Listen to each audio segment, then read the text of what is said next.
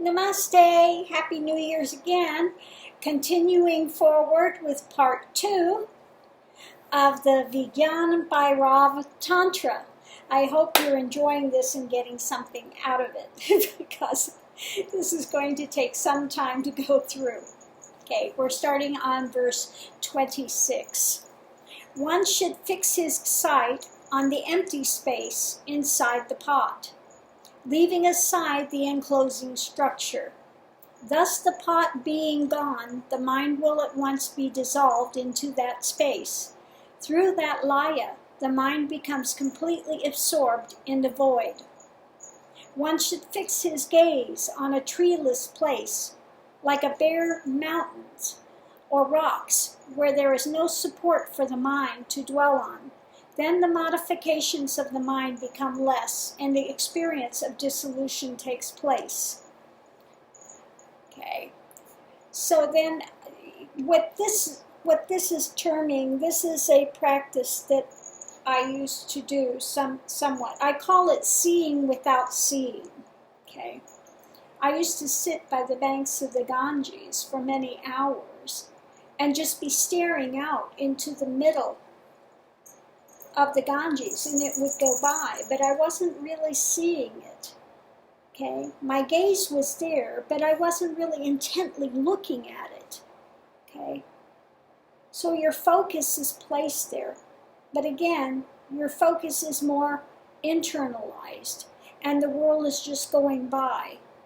Okay, the eyes are registering it, but really what's going on is really just entering that still place. Okay, so again, this is what I term the practice of seeing without seeing.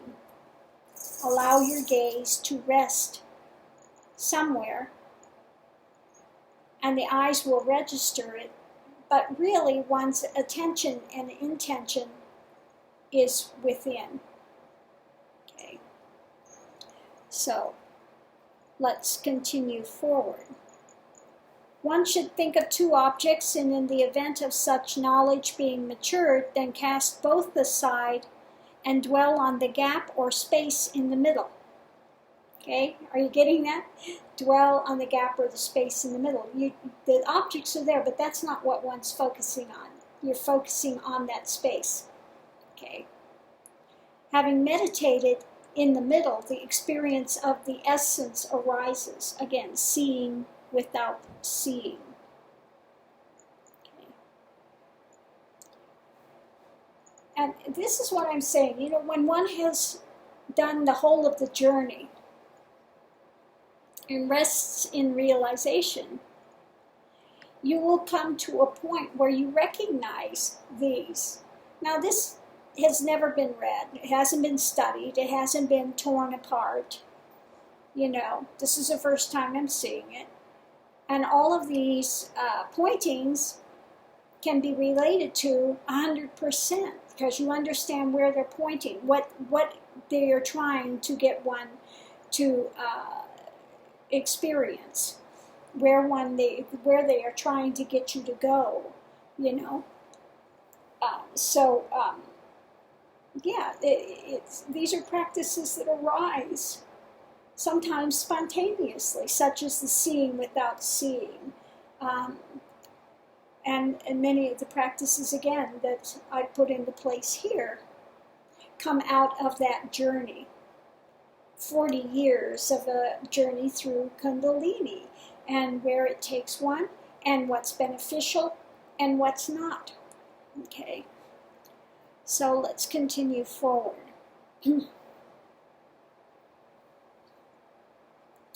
When the mind is restrained to one object of awareness, casting all others aside, and not allowing movement to take place from one to another, then inside that perception the awareness blossoms. One should concentrate with an unwavering mind on all existence, the body, even the universe simultaneously as nothing but consciousness. Then the supreme consciousness arises. Again, all of these are nothing but thought structures. They are within consciousness. Okay. Don't see them as these separate extremely dense things. Okay, so let's continue forward. From the fusion of both vayus, prana and apana, inside or outside the body, the yogi attains equilibrium and becomes fit for the proper manifestation of consciousness. This one has to enter equilibrium. Okay, this again, not chasing, not pushing away. Okay, one should contemplate simultaneously on the entire universe or on one's own body filled with the bliss of the soul. Let's see. Through one's own nectar, one becomes alive with the supreme bliss. Oh, then, through one's own nectar, one becomes alive with the supreme bliss. Yes, if one is, again, meditating in the heart center, eventually that begins to open and expand, and one goes into this oneness of bliss. Okay. One can become, at that point in time, a bliss monkey for quite some time, but that's not the end point, okay?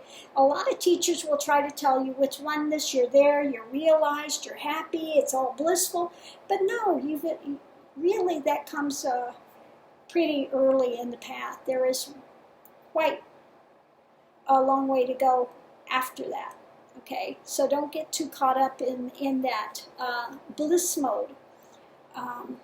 At that point in time, okay, one needs to continue to go forward. Let's see. O gazelle-eyed one, verily by applying the performance of religious austerities, great bliss arises immediately, which the essence is illumined. Okay. Hold on. Okay. By blocking all the channels of perception, the prana shakti moves slowly upwards through the spinal column. At that time, feeling the sensation of an ant crawling in the body, one experiences the supreme bliss. And again, these are some of the feelings that one can have as Kundalini is moving. Some of the things you can feel like you're going to spontaneously combust. Literally spontaneously combust, and this can be for months at a time. Feels like ants crawling. It feels there are so many sensations that come as Kundalini is moving through. And I say try not to focus on the form. See Kundalini moving through consciousness. I call it the roto-rooter of consciousness. It's going through all the levels and layers. Okay? And it's just going to clean everything out. Okay, basically. Whatever's been in the subconscious that one has feared or ideas one has had and clung to, it will bring all those up to be challenged in one way, shape, or form. It will show you that the world is not this solid thing that you thought it was. Neither are you your form. Like I said, in 1 second you're in your body, you're out of your body. Well, if I'm out of my body, how can I be this form? Then I must be something other. I must be this consciousness, this awareness that can see above the trees. Okay? Those are some of the things. So if you sit there and it's not the experience of being larger or feeling like absolutely minute.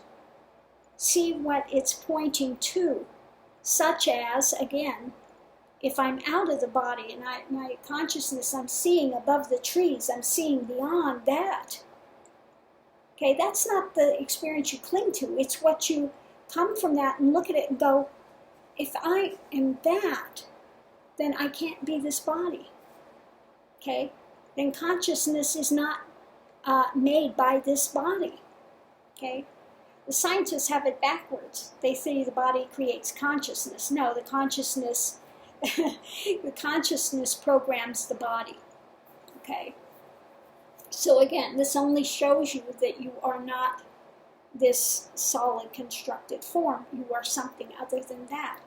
So all of these cities and powers and things that come up are just to show you or you are connected with the universe. If you can feel what's going on in another person's body, you are therefore connected with them. You are a part of their being, okay? It's not, wow, look what I can do. It's just showing you that there is that connection, okay? So this is, again, the problem with some of the, when these powers start to arise, they are there, again, to show you something and not to get stuck on those directly and try to, don't stumble with that and make it about those powers and trying to enhance them. And because then they become an ego aggrandizement rather than showing you what you need to see. Okay, so let's continue forward. One should throw the blissful mind into the fire, the Manipura chakra, in the middle of that fiber-like lotus stalk, Sushumna, or into that which is only full of air, Anhata, which is the Anhata is the heart. Then one is united with remembrance of bliss. Again, if you're in the heart, okay, that's where your attention is remaining, that bliss is going to arise, okay? When the path finishes, if you remain in that heart, see from that heart center, that bliss will remain there. You can always go back to that, very simply, okay? By the union with Shakti, there is exaltation, and in the end, one is absorbed into Shakti, that bliss of union, which is said to be the nature of Brahman, ever-expanding consciousness. That bliss is in reality one's own self. Okay, well, that ever-expanding comes under the point of that Atman, again, that first projection. Okay, so one wants to go beyond that projection to the Bhairav, what is prior to that. Okay, let's continue forward. O Queen of Gods, the bliss of a woman is attained even in the absence of Shakti by fully remembering and absorbing the mind in the experience of kissing, hugging, embracing. The bliss swells. Okay, so this is going into that. If you are, I'm not going to talk about that now. There is an attention that one can put if one is in relationship, okay, if one is in relationship, there are some things that can be done, okay, but I'm not going to go through that right now, okay.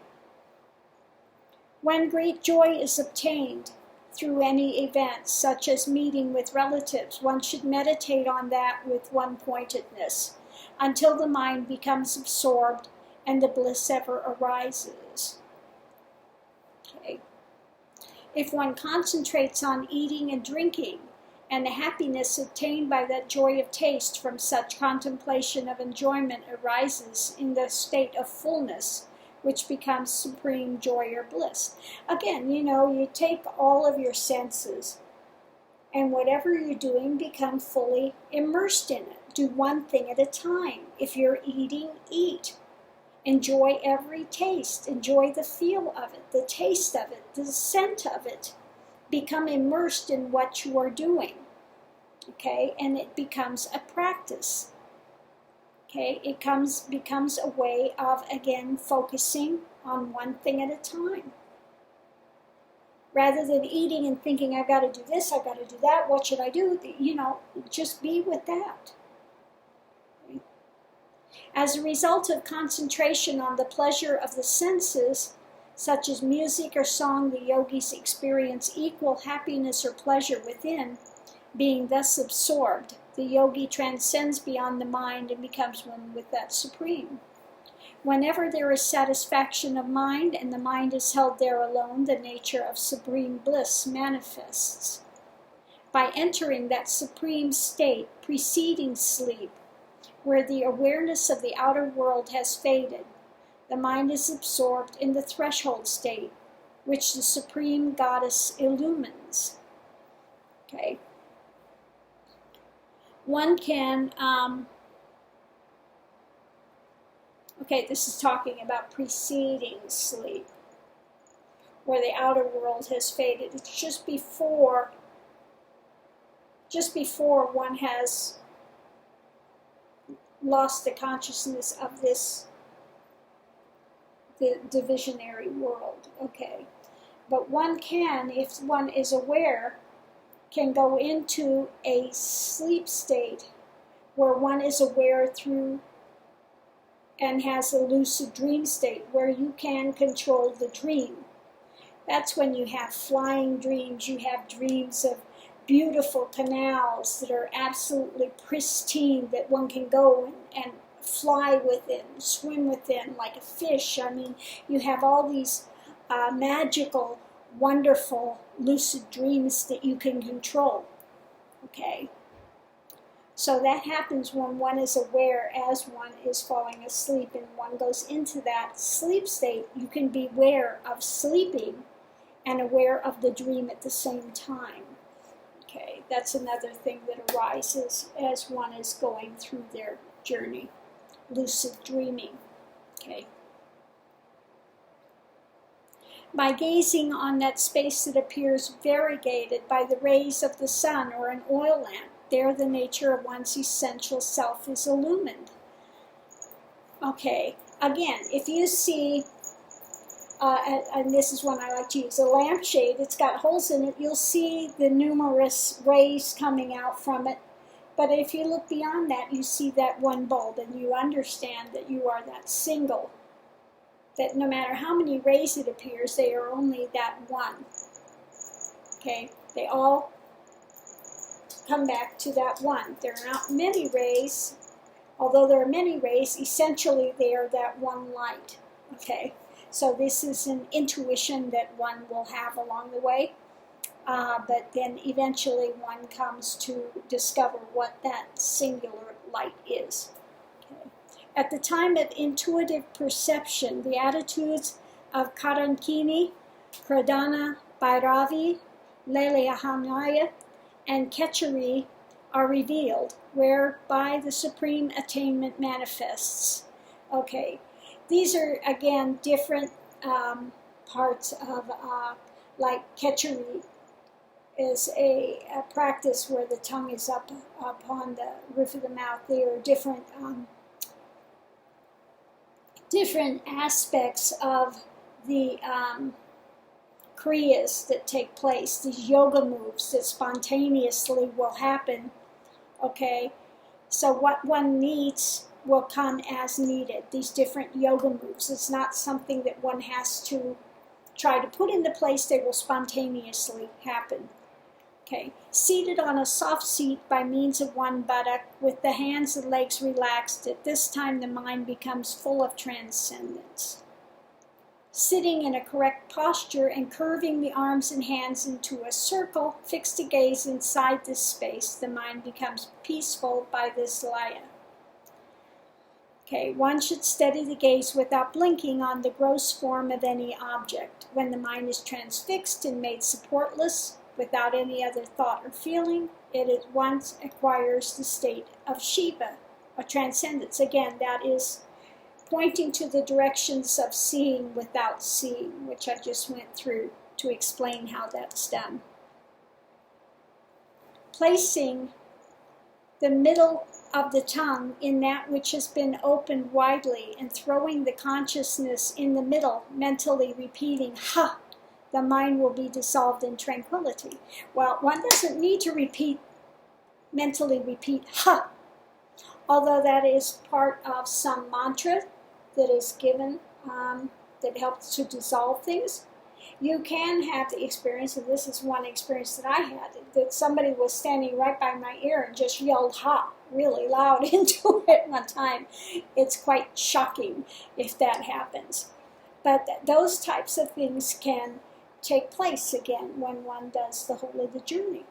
Don't be surprised if all of a sudden you have somebody, like somebody standing next to you, and you just hear this ha, very loud, point blank, boom. Hello. Okay. Again, don't be shocked, don't be surprised. These things can take place. While sitting or lying down, one should think of one's own body being supportless, suspended in space. Then in a moment, the samskaras or thought constructs of the mind being reduced, it ceases to be a reservoir of old mental dispositions. Again, this is why I give the COS, contemplation of self. It helps to get one's focus off these mental dramas and helps to make this body into an expansion into the universe and takes one to more subtle and subtle realm, more subtle and subtle being. Okay. O Goddess, as a result of slowly swinging or rocking the body, one attains tranquil state of mind and floats into the stream of divine consciousness. Okay, this happens on its own. This is like this. This is not something I'm doing by my own. It begins subtle. It becomes more gross, and then it becomes more subtle. That the body goes into this movement, and then at the end it's just vibration. It's just vibrating, going boom, and it just kind of connects you and grounds you, okay, and takes one into this thing. But don't be surprised, certain types, there it goes the other direction. It'll start one direction, then it'll go the other direction. This will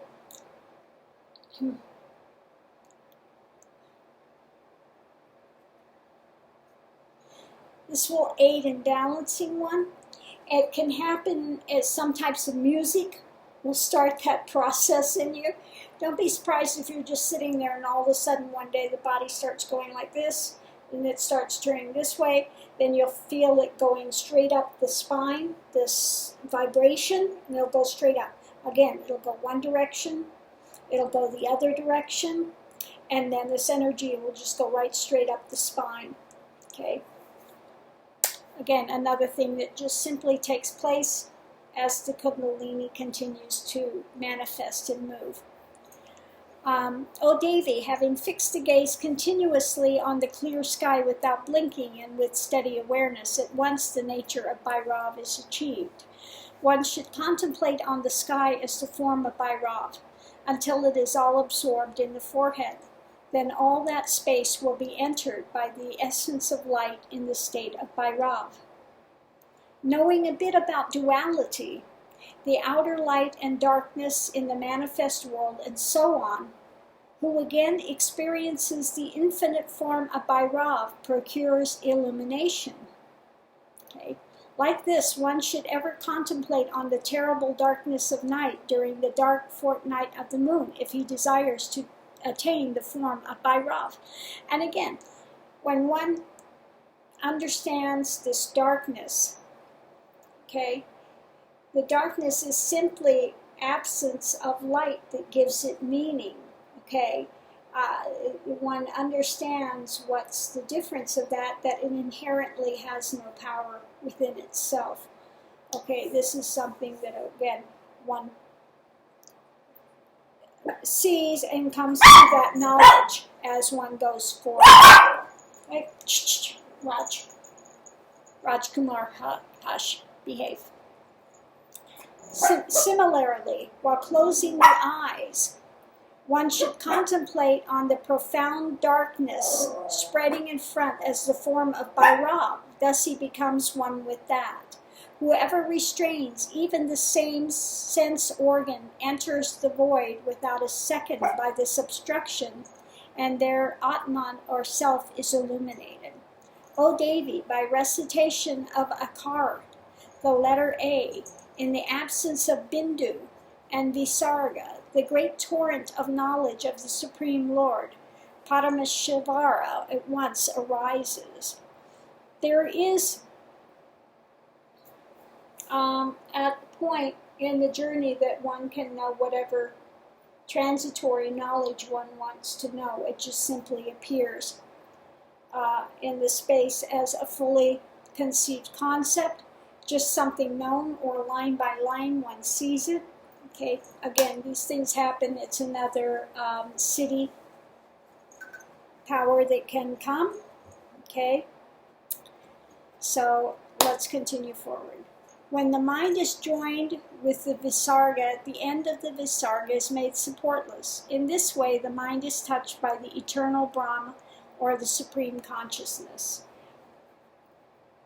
When one meditates on one's own self in the form of unlimited space in all directions, the mind is suspended, and Shakti in the form of consciousness is revealed as the form of one's own self.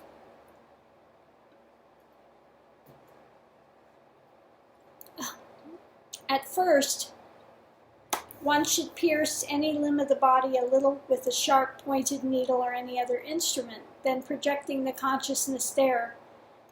Verily, there is movement toward the pure nature of Bhairav. Okay, I don't necessarily endorse this one, but again, this is one that is spoken of in this. But this is not a practice that I have anybody do.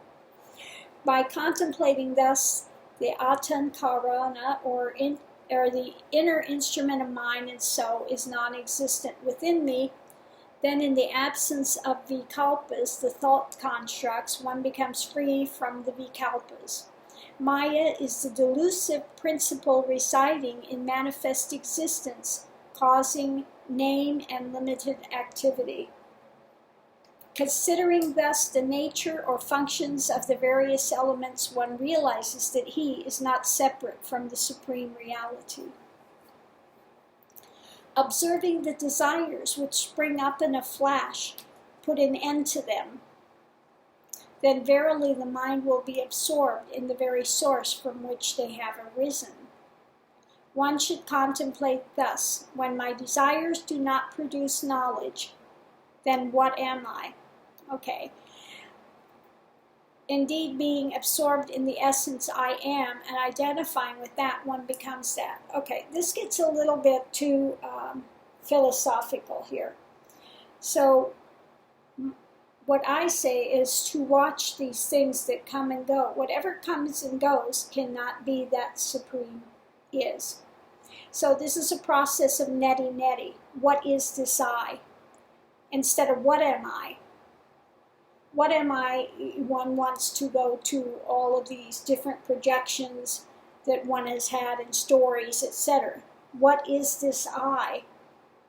Cuts that a little bit more. And one simply begins to watch the mind, the thoughts, where they come from, where they go to. One watches the emotions, not getting caught up in it, but observing it, how it comes, how it goes, how it proceeds through the body. Okay? One sits and sees that things come up, these projections and dramas will come up, and they have nothing to do with this moment. So where did they come from? What gives it life? Neti, not this, not this, not this. Okay?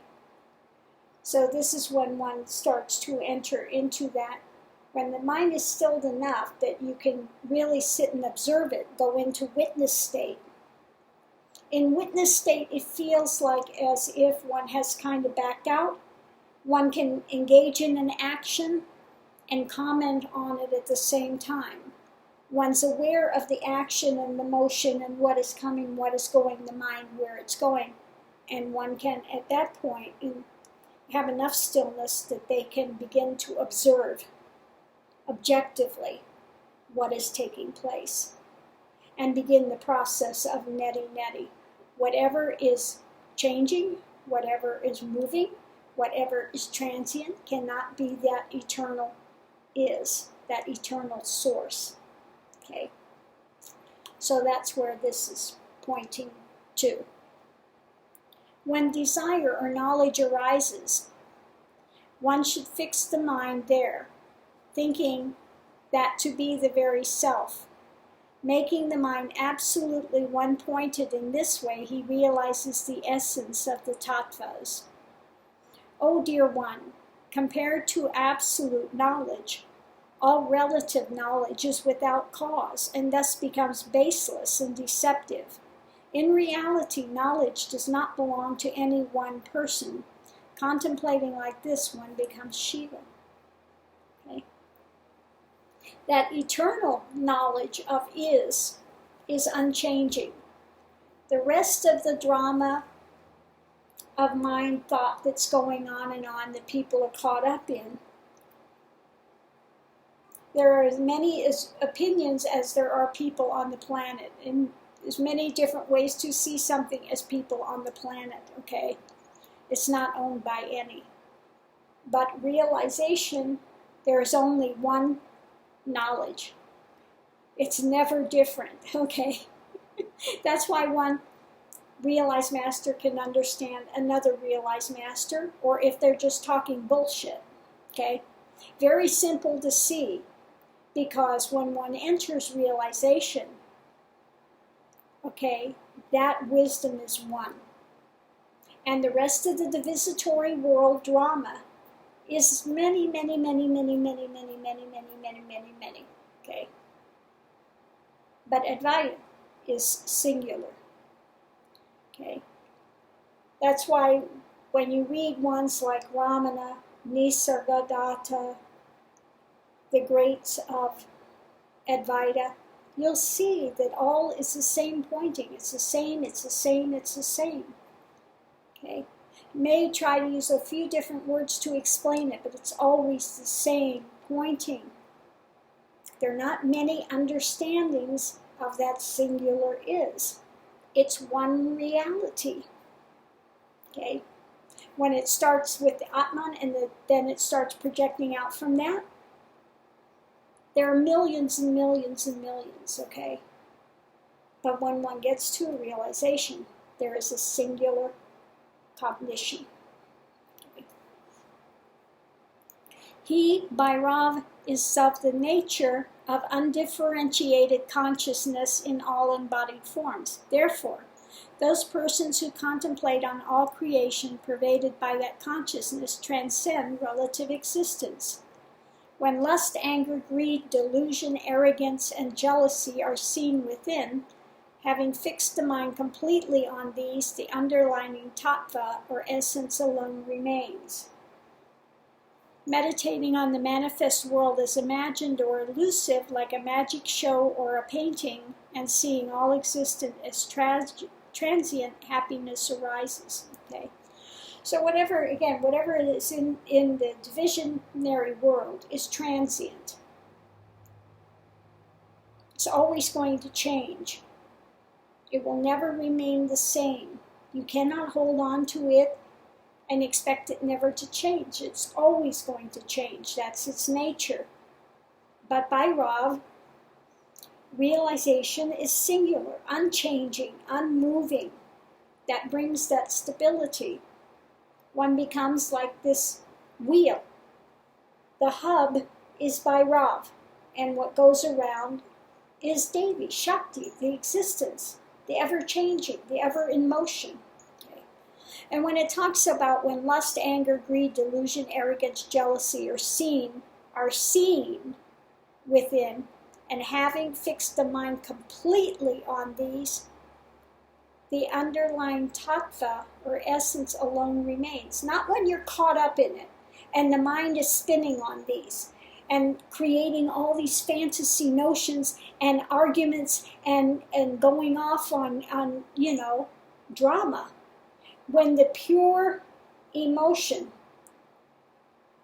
is entered, and one sits there in equanimity and sees it and experiences it, okay, minus the storyline, minus the projection, minus the drama, then one can get to the essence of it.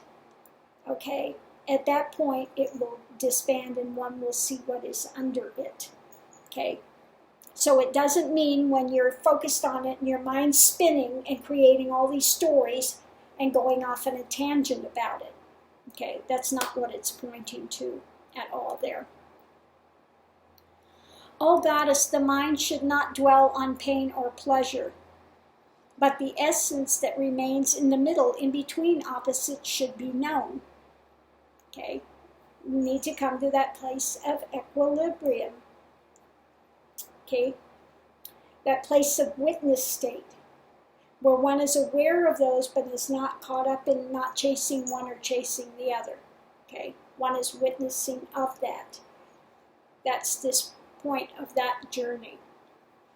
Abandoning consideration for one's own body, one should contemplate with a firm mind that I am everywhere, and when this is seen by means of concentrated insight, one does not see another and thus becomes happy. Okay. We are at 35 minutes in, so I'm going to stop this now. I think I will have to continue on with this. We've got only halfway through this now. So I'm going to have to leave this until New Year's Day sometime because I'm starting to lose my voice. So I'm going to close this out, parts 1 and 2 for today. And then parts, it's probably going to be 3 and 4 because we've got, I think it's 100 verses, something like that. I'm not sure exactly how many there are. I haven't gone through it yet. But so I'll start it when I stop tomorrow, wherever that may be. I'll continue forward if I have a good internet connection. So namaste. Everyone have a very wonderful and a safe New Year's Eve. And New Year's Day will continue forward. Namaste. Thank you for tuning in.